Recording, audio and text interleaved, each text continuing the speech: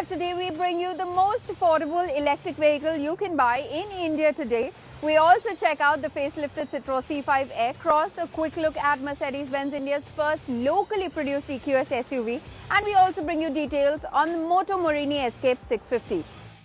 Hello and welcome to Overdrive. I am Soini. Tata Motors is taking big strides in the mass market EV space. The brand has finally launched the most affordable electric car you can buy in the country today. The Tiago EV, starting at an introductory price of 8.49 lakh rupees for the first 10,000 customers, is honestly a steal, and Tuhin tells you why.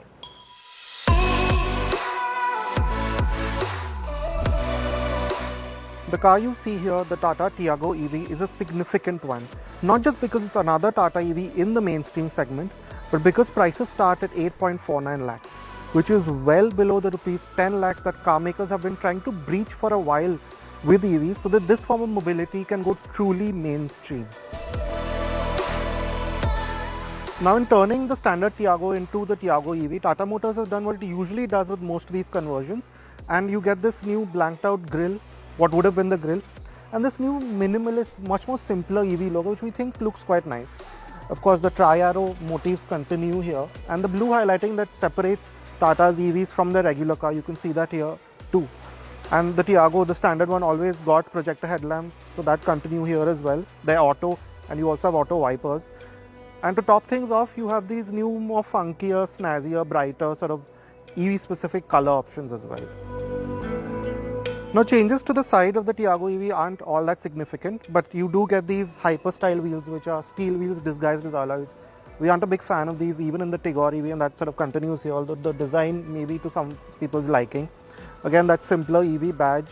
And in this top XZ Plus Tech Luxe version, you also get these contrasting black bits on the mirrors, on the roof, and on the door handles.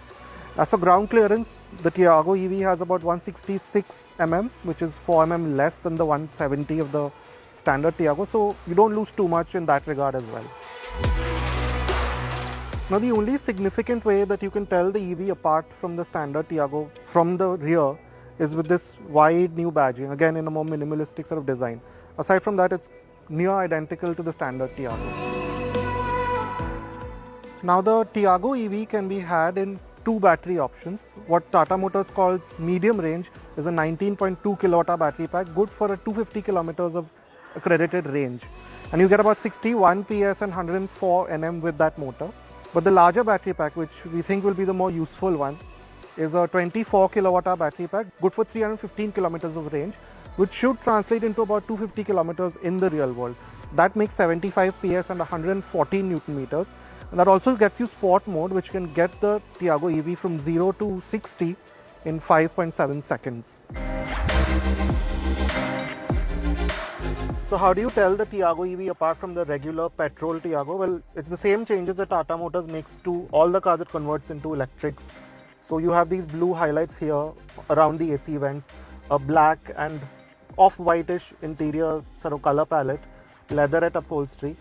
And among the changes, the additions over the regular Tiago, first you have these selectable regen modes. You can choose between 4 modes. There are no paddles, but they're easily accessible through here, and you can see it on the screen as well.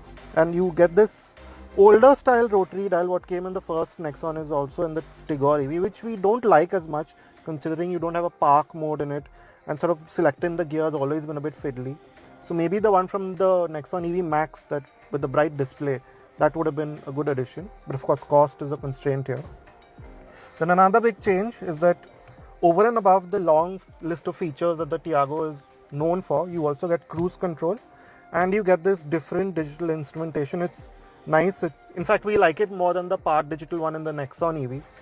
It's more simple, but it gives you a lot of information clearly. So you have the regen modes up top, the battery level, the power, and the regen level, you know how much power you're using and so on. So it's a nice, clear instrumentation like on the Tigor EV that continues here as well. Now, the Tiago EV has always been popular because of the amount of features that Tata Motors crams into the small hatchback, and that stays true with the EV version as well. Like we just mentioned, you get even more features. As for what's been carried over, you get standard climate control, which is a good addition. You get this nice 7-inch touchscreen. May not be the best touchscreen, but you still get 8 speakers with Android Auto, Apple CarPlay. You get leatherette upholstery. You get projector headlamps. You get a height adjustable seat for the driver. You get a powered adjustment for the mirror. So it's reasonably well equipped, quite well equipped for the segment it operates in. Now to fit this 24 kilowatt-hour battery pack into the Tiago EV, Tata Motors has split it into two parts, considering the smaller body shell it has to work with here. And that has led to some compromises, but not up to a level that you might expect. It's been quite neatly packed in. So of course, the floor is a bit higher up than you would expect in the regular Tiago, which means you sit in a slightly knees up position. There's slightly less under-thigh support because of that. And you also have this big central tunnel here, which also holds the battery cells. So yes, space for the third passenger isn't what it used to be, but you have a comfortable seat back, a nice angle to it, fairly large windows, a lot of knee room and headroom. So as a 4-seater, at least the Tiago EV still works perfectly fine.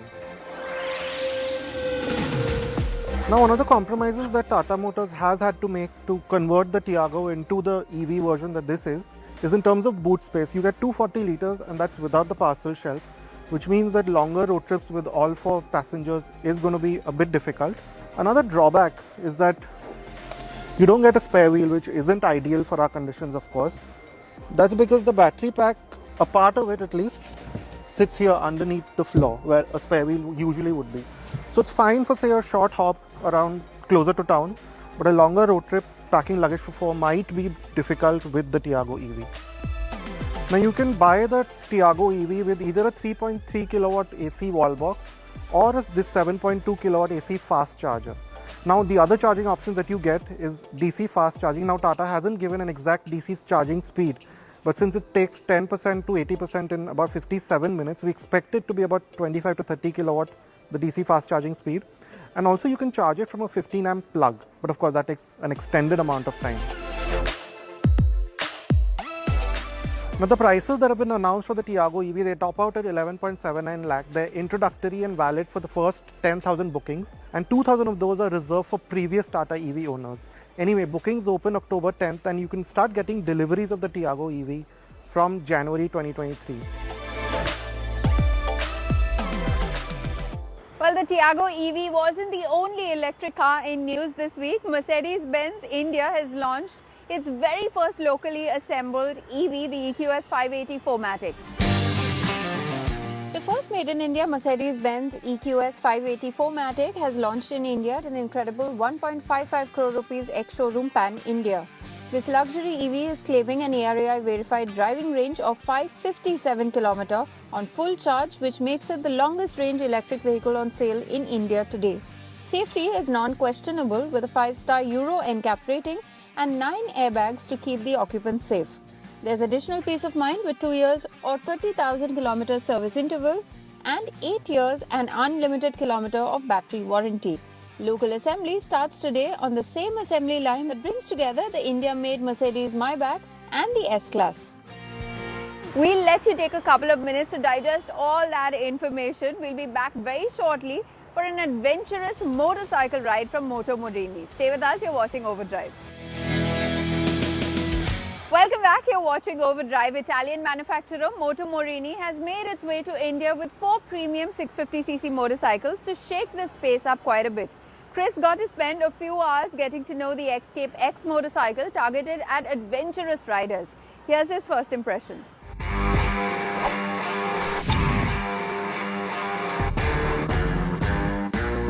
If you haven't heard of Adishwar Auto Ride India, well, AARI or ARI as some people call it, is the same firm that has brought in brands, motorcycle brands like Kiwe and Benelli into India. And now the company just of late over the last couple of months has introduced a new umbrella under which they have 2 more motorcycle brands. The first of which is Moto Morini, which has 2 motorcycles, two variants of each motorcycle, all 650cc motorcycles, parallel twin, awesome looking styling. This one, the XCape X, is the most interesting of them, and I'm here to sample what this motorcycle is all about today. We're going to be riding it out here at the Pro Adventure Park in Pune. We're out here to get some fun, kick up some muck, and check out what the XCape X is all about. So let's get to it.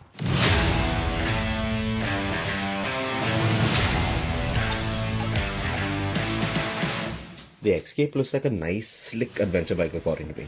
It's got this nice big bike stance with the 19-inch front, 17-inch rear wheel setup, the fully adjustable upside down Masoji front fork, and the KYB rear shock not only add to the bike's substance, but also visually give you this reassurance that this machine is built to go places while allowing you to set it up as you please. You also have the 7-inch TFT digital instrument cluster, the adjustable windscreen, all LED lighting, the backlit switchgear, which not only look neat but also feel good quality parts too. An aluminum dash plate to keep the engine safe while you have some fun off-road, and even a couple of USB sockets to keep your devices up and running on the go. The Moto Morini XCape 650 comes in two variants. One is the standard XCape and the second is the XCape X. And the only things that separate the pair are the wheels they come with. The XCape 650 comes with alloy wheels, while the X, gets spoke wheels. Also, the X's seat is higher by 25 mm at 835 mm. It's a motorcycle that will manage your skill set very easily and urge you to try and get the hang of something new and ace it. So in that respect, it's quite a commendable machine. Not only does it look good, but can you have a load of fun on this thing. You have the adjustable suspension, which I really didn't tweak around with this time. The seat height, it's very comfortable. Even shorter riders won't really find it to be a problem. You can really grip the tank nicely with your knees once you stand up and give it the beans. The engine, lovely once again, parallel twin 649cc, 60 PS of power and around 55 odd Nm of torque. Nice amount of power, low down the power band. After 2000 RPM, that's when the fun really starts. But it's just such a simple, enjoyable machine. You only have two ride modes. You have ride and off-road, and you also have the option of switching off ABS completely in off-road mode. Not too tech heavy, just the way I like it, and just the right amount of equipment on this bike to really have some fun. Adventure touring, well, this is a seriously very nice machine. I really like how easy the XCape is to ride. On smooth roads, well, it's no fuss at all. And out on off-road patches, if you get stuck, you can just rock it around till you get loose and you'll be on your way again in no time. It's a real hoot to ride overall, and definitely a motorcycle someone who's upgrading to and venturing into the mid-displacement ADV space for the first time should definitely consider. Yep, the incoming Himalayan 650 will definitely have its work cut out for it when it arrives out here. And for me, it's all down to this bike's pricing, because this is the one thing that can break this extremely desirable machine. Chris also got a chance to sample the Zontes 350, yet another impressive adventure motorcycle to enter the Indian market. You can check out that story on our YouTube channel as well. We'll be back very shortly to tell you what's changed in the 2022 version of the Citroen C5 Aircross. Welcome back, you're watching Overdrive. The Citroen C5 Aircross has our vote as one of the most comfortable SUVs in the segment, with a feeling of expensiveness to match its price tag. With the C5 Aircross facelift, some criticisms against the previous generation model have been addressed, but largely the biggest criticism hasn't. Its price tag. Does the 2022 version of the C5 Aircross make sense then? Let's find out.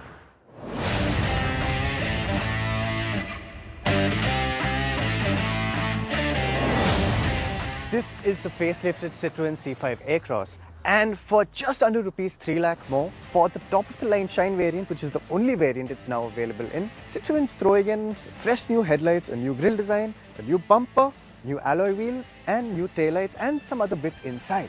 But the question is, for a car that was already considered overpriced, is this update just a little too much for a little too little?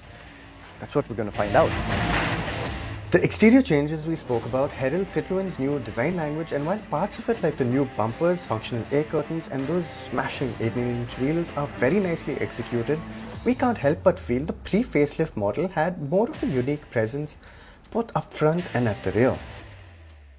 When we first saw pictures of the updated Citroen C5 Aircross, we were really excited because we felt that the interiors lacked a bit of modernity, and we were hoping that the facelift would fix that and really bring alive the potential of the car. Now, some of that is true because the 8-inch touchscreen is now a 10-inch touchscreen, but unfortunately the UI is still a little basic, and that's being kind to it. Now you do get Apple CarPlay, but it's wired only. You do get wireless phone charging. There's a lot of great storage. Now the big change is that the gear shifter is now a gear selector toggle and the drive mode dial is now a drive mode switch. There's still great storage. There's a huge central cubby hole right here. Now importantly, the seats, which are already one of the most comfortable seats out there, have become even better with 15 mm more padding. What that means is that there's even more plushness and even more softness in the seats. But if you do like your car interiors a little more subtle, the C5 may be right up your alley. There's not enough soft touch surfaces or features really to justify the price, but there's no denying it all feels very well put together and very, very usable and spacious. The C5 still remains the only SUV to have 3 individually folding and sliding rear seats, even if they aren't as sink into plush as the fronts. It's also got a massive 580 to 720 litre boot.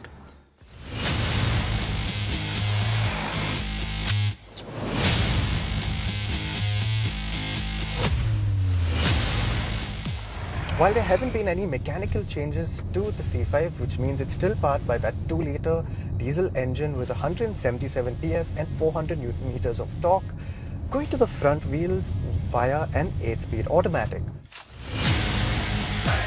When you're navigating narrow bylanes, for example, you'll realize that there's a lot more that Citroen should have put in the update. The first of which should have been 360-degree cameras, because most of the segment offers it. And for a car this large, you do require a little help now and then. Even if this does have front and rear proximity sensors, the cameras just help. Now when you do put your foot down, you'll realize that there is quite a bit of poke to get this SUV moving. Now while you don't have those 360-degree cameras to help you out, what does help the Citroen C5's case in the city is the fact that the steering is very, very light. Now it does weigh up as speeds rise, which is a good thing, and it remains a pretty natural feeling. This is actually a very nice steering for this kind of car.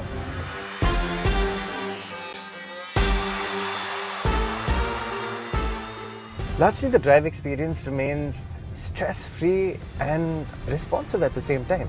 What you will notice is that in the lower gears there is a tendency for the engine to be a little loud. You can hear it revving out to about 2,000-2,500 RPM when you want to get away from the traffic lights a little quickly. But once you're in those higher gears, the engine does settle down quite a bit. Now, the ride quality is another aspect of the C5 Aircross that we absolutely love. This has to be one of the most comfortable riding SUVs in this price range, if not the price range above, if not the most comfortable SUV. And the extra comfort that you can find in these seats now just seems like it's adding to that. Ride comfort is definitely the C5 strong point, and it only gets better. Okay, so does the C5 make sense? It's the most expensive SUV in its class. And considering its size and the number of people that it can seat, it seems like a tough sell. In our opinion, it still is the most comfortable SUV out there.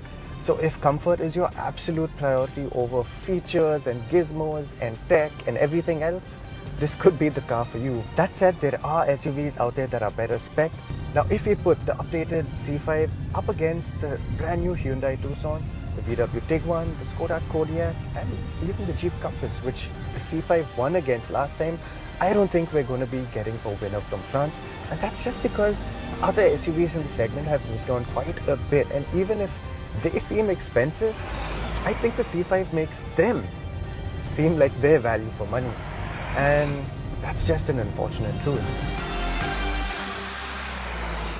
Well, Citroen happens to be following a minimalist approach in terms of creature comfort and features while offering customers driver's cars. And this minimalist approach will be largely applied to the EVs of the future, as well as we've seen earlier this week at the global premiere, the Ollie concept. The concept showcases the brand's intent to shed additional weight and cost by offering straightforward electric mobility. Do head to our YouTube channel for more details. On that note, it's time for us to wrap up this week's edition of Overdrive, but we'll be back next week with more high-octane stories. Until next time then, ride and drive safe.